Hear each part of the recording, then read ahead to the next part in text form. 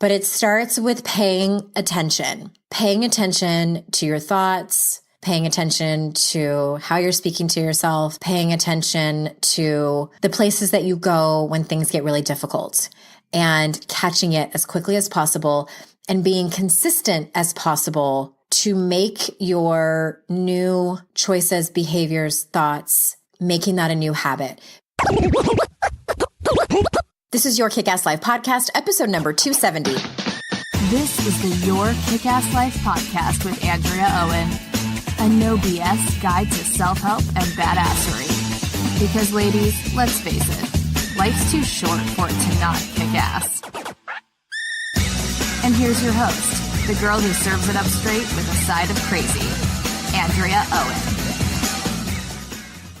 Hey there, ass kickers. Welcome to another episode of the podcast. I am so glad you are here. I just finished recording a quick Instagram story where I was talking about my favorite snacks. I, every day, pretty much, have kombucha and Pirate's Booty. I cannot quit you, Pirate's Booty.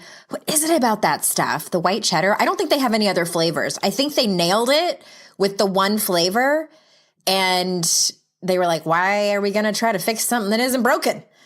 So it's just, oh my gosh, it's so good. They're like corn puffs for those of you that don't know what they are, and they're not a sponsor. This is not an advertisement. It's just a genuine, true love for the snack food. This Pirate's Booty.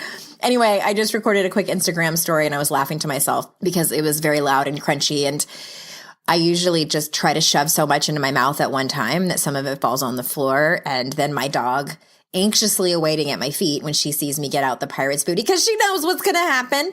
She knows exactly about falling, raining Pirate's Booty corn puffs, and she gets to have a couple. So as I said in my Instagram story, it's a win-win for everybody. Anyway, that is not what I came on this week to talk to you about, although who doesn't love talking about snacks? I sure do. But today I'm talking to you about the inner critic, one of those things that I continuously circle back to over and over again here on the podcast because it's something that we all struggle with. And I'm going to start there and just remind you that it's something that we all struggle with. Every single one of us struggles with the inner critic. But before I jump into today's episode and the content, I wanted to remind you that we are still accepting applications for the Mentorship Masterclass. We have a few spots left. We don't start until March 12th.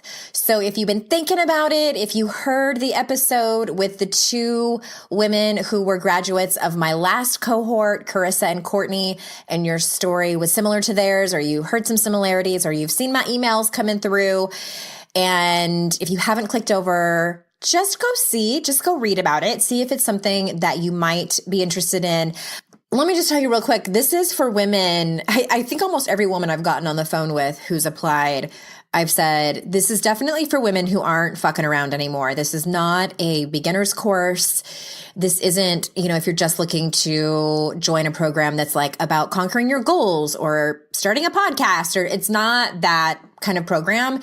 It's for women who are ready to be in a small group. That means a lot of attention from me. You can't hide, ladies. You can't hide, but this is sure to change your life. If you're ready to be in a program that is science-based tools, a step-by-step methodology for shame resilience, vulnerability, having better relationships, more self-trust, getting to the bottom of those pesky behaviors, inner critic, perfectionism, hiding out and isolating, numbing out, triggers, knowing when you get triggered. All the information's over at yourkickasslife.com/mentorship, and all the logistics are on there too. There's a workshop retreat here at my house that's a bonus. Lots of presents that I send you. It will change your life. I know I already said that, but it's true. It's really true. There's something that happens when a group of women come together and they commit to something this big. I swear, I've seen it so many times. Mountains are moved. But if you think it's for you, head over to yourkickasslife.com/mentorship, fill out an application, and we'll be in touch, and let's chat. I'd love to have you. All right, now on with our regularly scheduled program. All right. So I wrote about the inner critic in both of my books. If you've read either or both of them, you can't escape me talking about the inner critic. And it's so foundational, right? The way that you speak to yourself, the thoughts that run through your mind, and even how you speak about yourself to other people matters. It matters significantly. I can tell you from personal experience, when I started working on this was one of the first real tools that we learned in my coach training. And it blew my mind that we can actually learn to manage this. And that is really the first thing I want to get out of the way for y'all. So this is not about completely eradicating your negative self-talk. I hear this a decent amount when women tell me what it is that they're wanting to do in regards to their personal development goals. They'll say things. I hear a couple of things where I'm always like, okay, we need to chat. I want to get to a place where I'm fearless. And I also hear, I want to completely get rid of my negative self-talk. Neither of those things are possible. I'm so sorry. Trust me, you want to have some fear in your life when you need it. That's for another podcast episode. But in regards to the inner critic, the win looks like this. When you have gotten to a point where you can recognize quickly that you're in that negative self-talk cycle. And the way that I like to talk about this is that you move to a place of neutrality. So what that means is that you recognize it quickly and then you're just acknowledging it. Okay? You are not trying your best to make it go away because, again, that's just not possible. Even the most evolved people, the people who have been working on themselves forever and ever, amen, still have an inner critic that gets chatty every once in a while. What they have learned is how to manage it. A couple of other things too that I'm going to tell you about in just a minute. They also, they don't try to make it go away completely. They know that it's just there and they learn to, I wouldn't necessarily say that they're like friends with it, with their inner critic. Sometimes they are. It really depends on whatever works for you in terms of tools and what resonates with you. But people have just learned how to live with it and manage it and not let it take you down. Don't let it take you down. Don't let it define your worth or your value. That kind of good stuff. All right. The second thing is that they don't try to beat it to death. In my second book, I said something like, we can't bury our feelings alive and expect them to die. It's the same. Well, I should say it's similar with the inner critic. You can't beat your inner critic by, turning the tables on it. So if you're someone whose inner critic is especially difficult and is sort of a bully to you. I've met a lot of people where this is their reality, where it's a bit of self-loathing or it's full on self-loathing. You turning around and using the same weaponry on your inner critic, telling your inner critic to fuck off, telling your inner critic to shut up. I can't stand you anymore. That tends to not be helpful.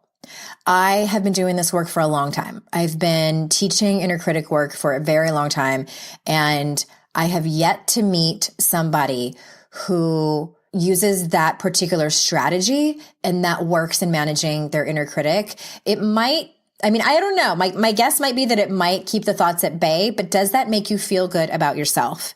What tends to be the most helpful is neutrality, recognizing it, being neutral. I use the mantra, well, that just happened. And also having self-compassion, being kind to yourself. And I know that for some of you listening, this might feel like a completely foreign concept. And I don't want you to feel like you have to jump from A to Z. So the neutrality and having self-compassion, recognize it quickly, being in neutrality and then having self-compassion, that's really like you've graduated in inner critic work. So I don't want to make you think that, boom, you're going to listen to this podcast episode and then that's going to be it.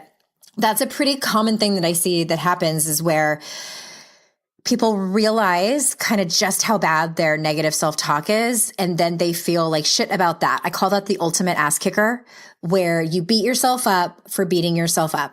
By the way, I have an ebook and audio that is specifically on 3 tools that I use for the inner critic, on how to manage your inner critic. So if you simply text the word kick ass, all one word, to 444-999, then you can go ahead and grab it there, and it's really easy. Do you guys want to hear something funny real quick? Side note. I was double checking to make sure that I had the right number, that 444-999, because it's been a minute since I've told you all about it. And I went to text the word kick ass to 444-999, and I texted the word lick ass, LICKASS, and I laughed so hard all by myself in my office here. Oh my God. Speaking of pirates booty, I thought that was funny. I hope you got a good laugh about that, but it's not lick ass. It's kick ass. Oh my gosh. KICKASS, all one word, to 444-999. And you can get your audiobook and ebook to read more about how to manage your inner critic. Okay. I got off track there for a second. Please hold. Oh gosh. Well, I came here today not to make jokes, but to really help you around this topic. And what I also came here to do was to share some real stories from my own life about where my inner critic kind of kicks up. And I think that sometimes when we listen to people on podcasts or we read their self-help books, we can kind of think, well, I'm sure that so-and-so doesn't have these problems anymore. They're so evolved and have just kind of like kicked their inner critic to the curb and don't fall into these spirals that are really difficult that the rest of us muggles, have happened. And I'm here to tell you that no, I still have bouts of anxiety. I still have inner critic spirals. I still have compare and despair sometimes. So I'm going to tell you a few examples and as well as exactly what it is that I do in order to manage that. There are some specific things that I have really experimented with and it works. And I'm like, wow, this really, really can change your life. And what my life looked like before was pretty typical to what I hear in a lot of your stories when I meet you at events or you become my client or women in my programs or I read your applications or you message me on Instagram. And it really was, I would compare myself constantly to other people, every category of my life. It was my looks and my body. It was where I was in my career, how much money I have or didn't have, how much debt I had. Also my relationship status for a really long time. I was in a relationship and wasn't married and just felt terrible about myself and my life based on my comparisons, and also beat myself up heavily for making mistakes. If I would make a mistake at work, I did a couple of things. My go-to was to fall into a shame spiral. And I typically would not tell anybody about it, especially if it was really bad. I wouldn't reach out to any of my friends. And if it was just to blame the person who had done that to me. It was, all their fault and how could they be so awful and what a bitch or what an asshole this person was. It was never about my feelings around it and feeling not good enough and inadequate and letting someone witness my pain. And also I was pretty combative. I don't know if that's the right word that I'm looking for. I would push back a lot and be argumentative and snarky and passive aggressive and sarcastic when I was in pain. And I didn't know how to have hard conversations that I felt good about. So it was typically a matter of lashing out when I felt like I was backed into a corner or when I was feeling not good enough. I would turn the tables as best I could back around onto the other person, whoever that might be. It didn't really matter.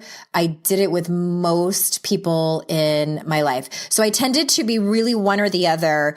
I was a people pleaser to the point of then getting angry at the person that I wasn't communicating with, like, that I couldn't say no to. I'd get mad at them, or I was pretty angry and just not a nice person. So that's what it looked like in my life before I started doing this work. And then, if you know my story, my life fell apart. And that's when I took radical responsibility for my life and looked at the behaviors that I was doing, the decisions I was making, the words I was choosing, the thoughts I was choosing, the emotions I would fall into, really looking at what I had control over. And this was one of the many things, was my inner critic. And it was so much freedom. I remember thinking, like, holy shit, I don't have to put all of my happiness and fulfillment in other people anymore, because that sure as shit wasn't working. I was able to do my best to be proud of the woman that I was, to live this life in alignment with someone. I wanted to admire the woman that I saw in the mirror and know that at least she was doing her very, very best. And at best, she was kicking ass in her life. So anyway, I got a little sidetracked there. That's how things used to look for me.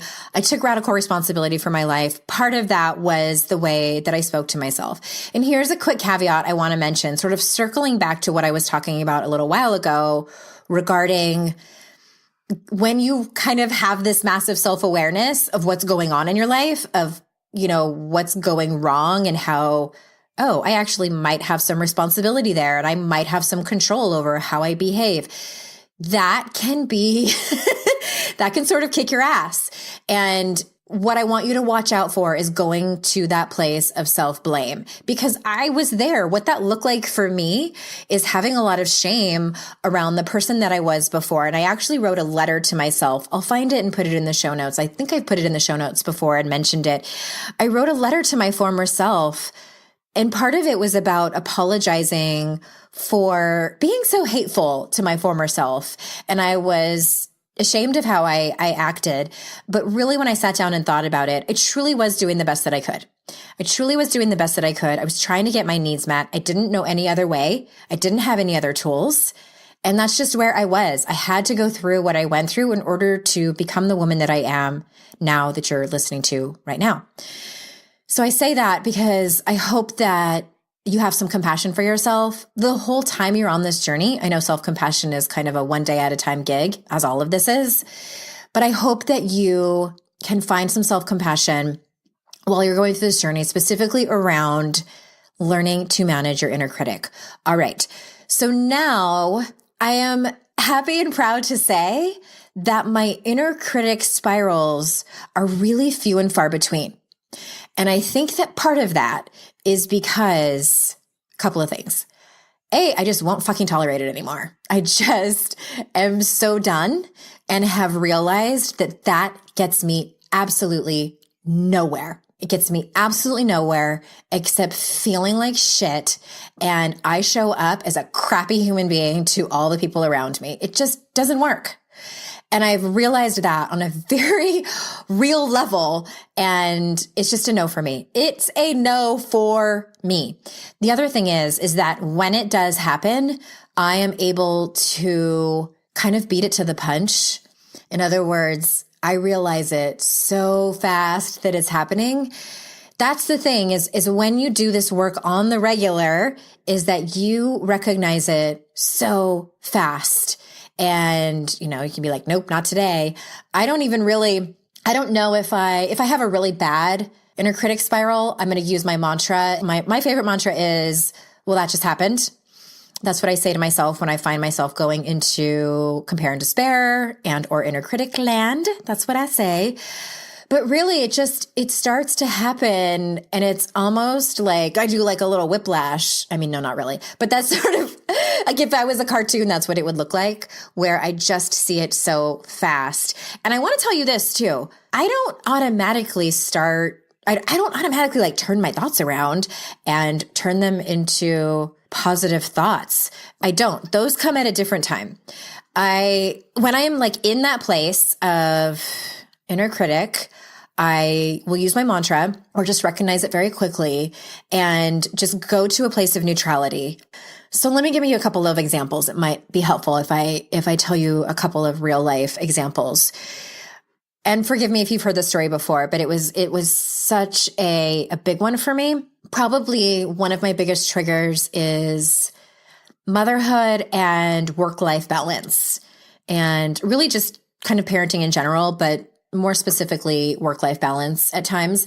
And there was this one particular time, it was a few years ago, my son had just been diagnosed with autism and sensory processing disorder and anxiety disorder. And if you've ever been in that place with a child with special needs, or you love a child with special needs, you might know what that feels like. And it can be all-consuming. The place I was in this particular day was I was leaving an IEP meeting. And what this essentially is, it's a service provided by the public school district that allows for the best education for your child. What this looks like in the room is, this is what it feels like as a parent. This is not at all like what the teachers and administrators set this up to be. But as a parent, and I've talked to other parents who have been in these meetings, it feels like, hey, come to this meeting where we're going to tell you all the things your kid is doing wrong, all the ways your kid is not like the other kids, all the ways that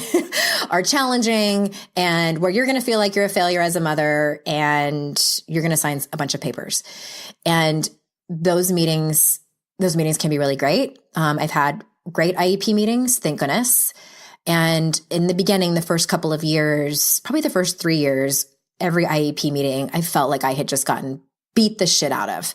And it was really difficult. So I was in the car driving home, and that particular meeting, usually my husband would go with me. And in this particular meeting, I can't remember why. It was going to be difficult, I think, for him to come. So I told him it was fine and that I could just handle it by myself. That was my first mistake.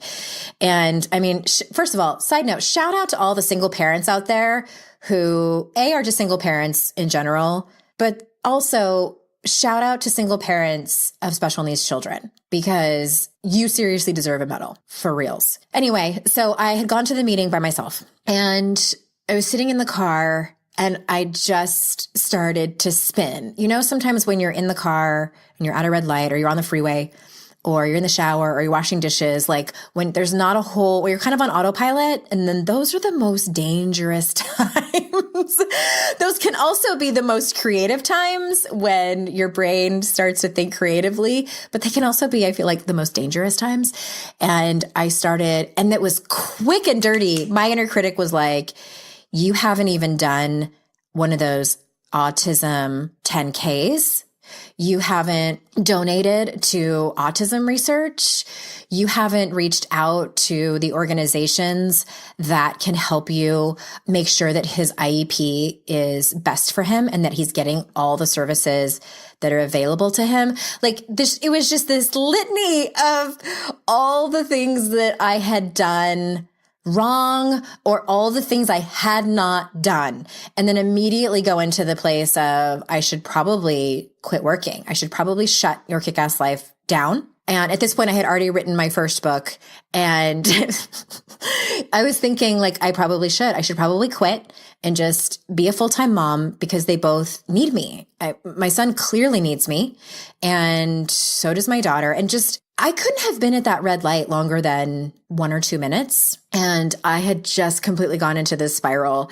And I don't remember if it was when the light had turned green or something, like shook me awake from this unconscious inner critic spiral. And I just thought to myself, no, I'm doing the best I can. And I said it out loud because I needed something powerful to come out of my mouth that truly was in service of my best self. Because at that point, you know, I knew that, like, I am not a better mom when I am beating myself up and feeling that badly. I am not a better partner to my husband when I'm feeling that badly. I am not a better life coach when I'm feeling that badly. I know that it does not serve me. So I went down that path and I sort of like shook myself awake.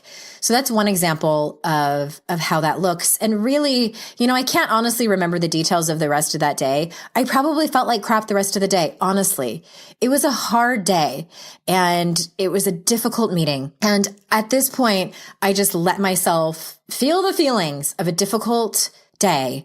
And I mean, even if for you, it's a really difficult meeting at work. Maybe your boss is a dick or your partner was being not his or her best self and you just feel like shit that day. Just let yourself feel it. Let yourself, go into that little bit of an inner critic storm. Do whatever it is that you need to do to pull yourself out, whether that's just the awareness of, well, that just happened, or maybe you want to try positive affirmations. Because again, I'm not going to tell you, like, if that works for you, woman, by all means, go and do that. The point I'm trying to make is my hope is that you become aware quickly that it's happening. The other trigger that I have still to this day is relationships. I have yet, maybe there's like one or two of you listening who don't have relationship triggers. I just think you get to a certain age in your life and you have some family of origin trauma or drama, or you have had your heart broken by a partner or a friend even, and you might have some trust issues. And we tend to bring resolved and especially unresolved trauma into our current relationships. So as most of you know, I entered this relationship. I mean, how do I even describe it? It was pretty bad, y'all. And I knew it going in. And I honestly don't think I knew how bad it was until Jason and I got more serious. And I found myself being more, when you're more invested in a relationship, when things happen, you get hurt, you get triggered really bad. And that's where I was like, oh, snap. This is probably, something I still need to work on. So of course I took my happy ass back to therapy, worked. And long story short, what I realized a few years into my marriage was that anytime my current husband remotely does anything close that resembles the behavior of my ex, even if there was so for instance, I think I told this story in my second book.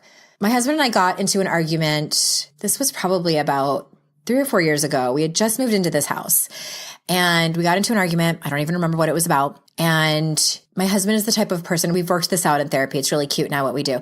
But I'm the type who I want to talk about everything right now and get it resolved. And he's the type who needs some time to chew on his feelings and think about everything, process what I have said. He needs time apart and then come back and talk about it. Before we nailed this down to what works for us in couples therapy, he would just leave. He would just get in his car and go for a drive. And he did that this one time. And I was so fucking triggered.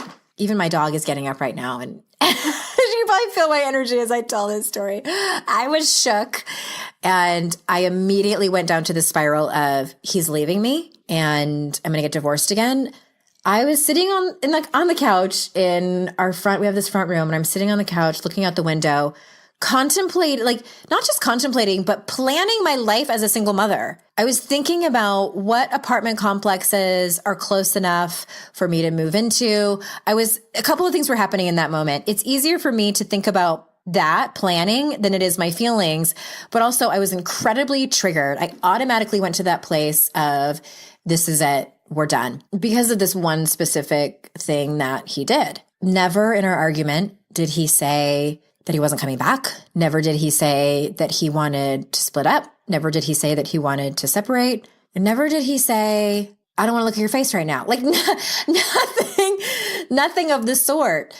But it's one of my things that I'm just like, totally went down the spiral. And my inner critic went nutso in the butso, telling me that, see, I'm terrible at relationships. I am so difficult to be with that this inevitably would happen. Obviously, this would happen because I'm so bad at being a wife. And it's really interesting, that story that I just told is specifically tied to trauma. My relationship before, and it took me a long time to really believe my therapist and my doctor who told me that what had happened to me is trauma. And side note, there's a few side notes on this episode. Side note, trauma, it is such a wide spectrum, but trauma is anything that happens to you where you do not have healthy coping mechanisms to deal with what is happening. That is trauma. And once I really surrendered to that and was like, okay, what happened to me was traumatic and I need to do some active healing on that and really look at my triggers and what happens and learn tools to walk myself through those moments and talk myself through those moments.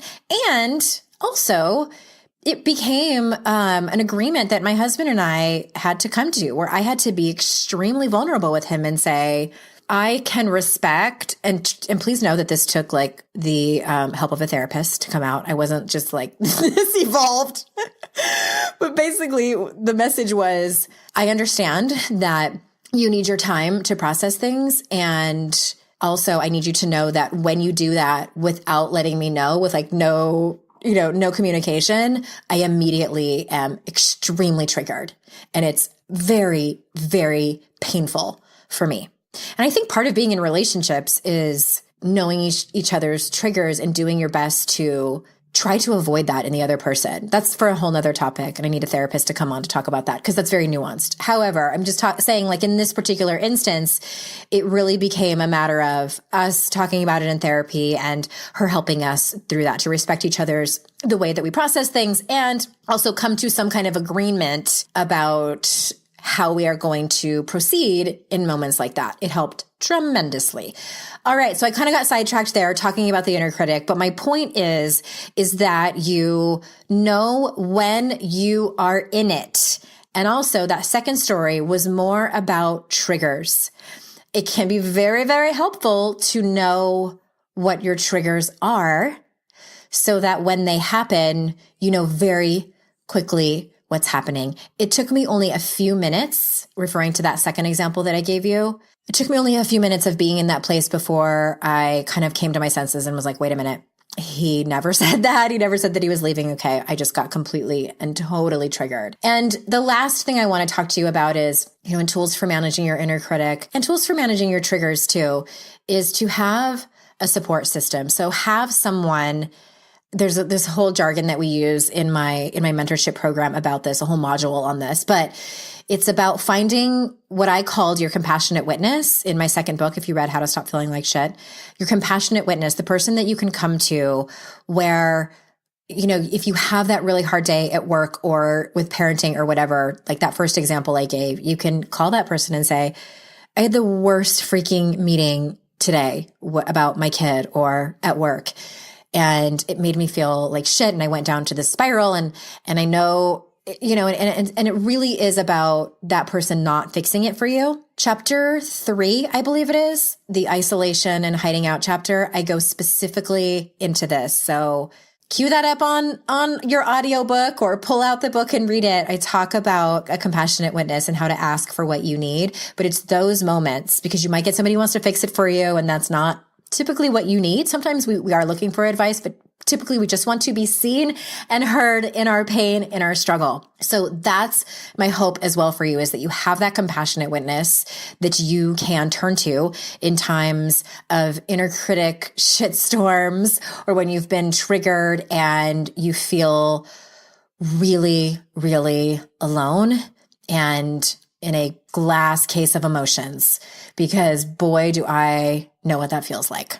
Okay, so to summarize, this goes for most tools in personal development, but it starts with paying attention to your thoughts, paying attention to how you're speaking to yourself, paying attention to the places that you go when things get really difficult, and catching it as quickly as possible and being consistent as possible to make your new choices, behaviors, thoughts, making that a new habit. Because essentially you're creating new neural pathways in your brain. That is how it works. If you struggle with negative self-talk, then those pathways have been created. The really good news is that you can create new neural pathways in your brain. And I know that's what I've done, to where you catch it very quickly and you do not go down those seemingly never ending spirals of negative self-talk. All right. All right. I hope that was helpful for you. Again, this is definitely something we go in depth with and that I help people with if they need more in-depth help in the mentorship masterclass, yourkickasslife.com/mentorship. That is also in the show notes for you. And thank you so much for spending time with me today. I'm always so incredibly honored that you spend your time with me. I have an amazing interview coming up next week. I'm really excited to share with you. And until next time, ass kickers, I will see you all out in cyberspace. Bye-bye.